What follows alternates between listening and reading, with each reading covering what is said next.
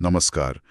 आज तारीख है 2 अगस्त 2025 और हम आज की कुछ अहम भारतीय खबरों पर एक नज़र डालेंगे।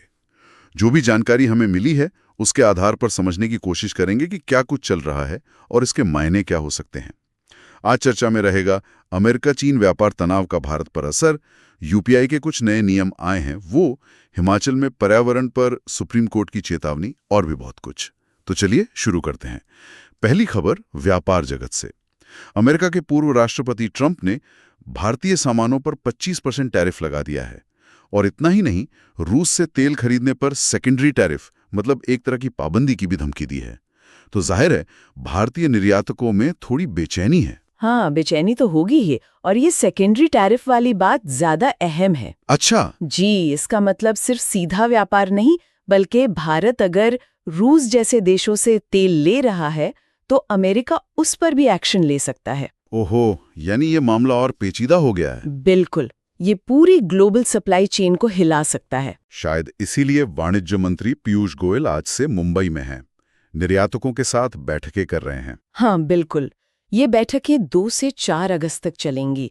टेक्सटाइल, इंजीनियरिंग, केमिकल, इन सब सेक्टर्स की चिंताएं सुनी जाएंगी और शायद कोई फौरी रणनीति पर बात होगी। तो मतलब तुरंत कुछ कदम उठाने की जरूरत महसूस हो रही है। जी हाँ, वैश्विक समीकरण तेजी से बदल रहे हैं, भारत को भी तेजी दिखानी होगी। सही बात है। चलिए अब थोड़ा तकनीक की तरफ बढ़ते हैं। डिजिटल पेमेंट्स में यूपीआई में 1 अगस्त से कुछ नए नियम लागू हो गए हैं। एनपीसीआई ने रोज बैलेंस चेक करने की एक सीमा तय कर दी है, बैंक अकाउंट जोड़ने की भी एक लिमिट है और ऑटो डेबिट के लिए भी अब एक तय समय होगा। देखिए, इन सब का मकसद तो पेमेंट सिस्टम को ज्यादा सुरक्षित और स्थिर बनाना है। आजकल ऑनलाइन फ्रॉड वगैरह भी काफी बढ़ गए हैं, तो शायद ये बैलेंस चेक की लिमिट सिस्टम पर लोड कम करने के लिए हो। लेकिन सवाल वही है कि आम यूजर के लिए कितना सुविधाजनक रहेगा ये। हाँ, खासकर वो छोटे व्यापारी जो बार बार बैलेंस चेक करते हैं शायद। बिल्कुल, सुविधा और सुरक्षा, इनके बीच सही संतुलन बनाना हमेशा एक चैलेंज रहता है। ये तो है। खैर, आगे बढ़ते हैं। पटना एम्स से एक थोड़ी परेशान करने वाली खबर है। वहां रेजिडेंट डॉक्टर हड़ताल पर चले गए। उनका आरोप है कि एक स्थानीय विधायक और उनके साथियों ने उनके साथ मारपीट की, धमकाया। एफआईआर वगैरह भी दर्ज हुई है। ये सिर्फ एक मारपीट की घटना नहीं है, ये डॉक्टरों की सुरक्षा का बड़ा सवाल है, खासकर सरकारी अस्पतालों में। और इसका सीधा असर हमारे हेल्थ केयर सिस्टम पर पड़ता है। जब डॉक्टर ही सुरक्षित महसूस नहीं करेंगे तो फिर हाँ, तो मरीजों की देखभाल कैसे होगी। बिल्कुल सही। और चिंता की एक और खबर पर्यावरण से जुड़ी है। सुप्रीम कोर्ट ने हिमाचल प्रदेश सरकार को बहुत सख्त चेतावनी दी है। कहा है कि ये जो ग्रीन जोन में अंधाधुंध कंस्ट्रक्शन हो रहा है, अगर ये नहीं रुका तो पर्यावरण को ऐसा नुकसान हो सकता है जिसकी भरपाई ही न हो पाए।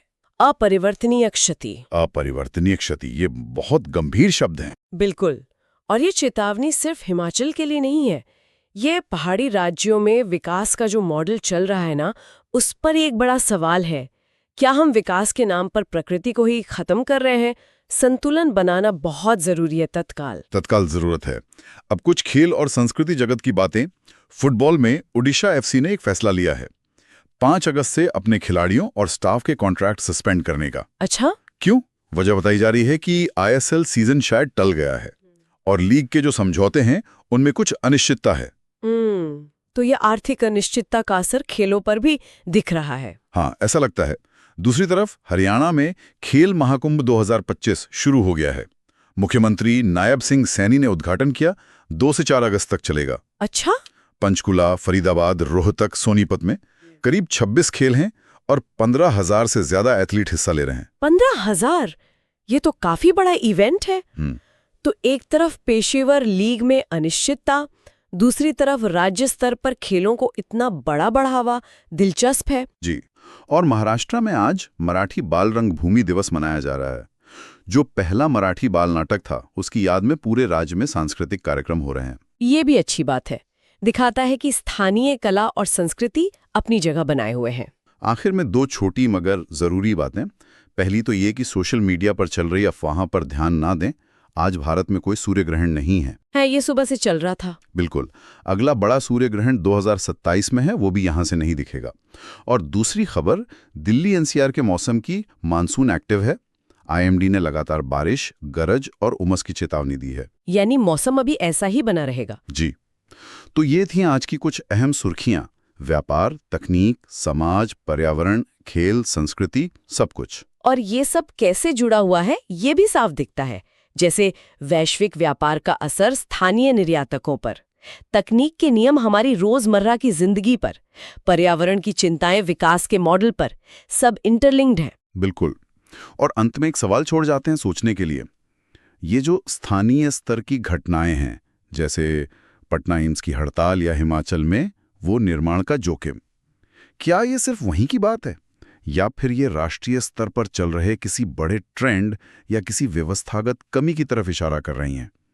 इस पर सोचा जा सकता है।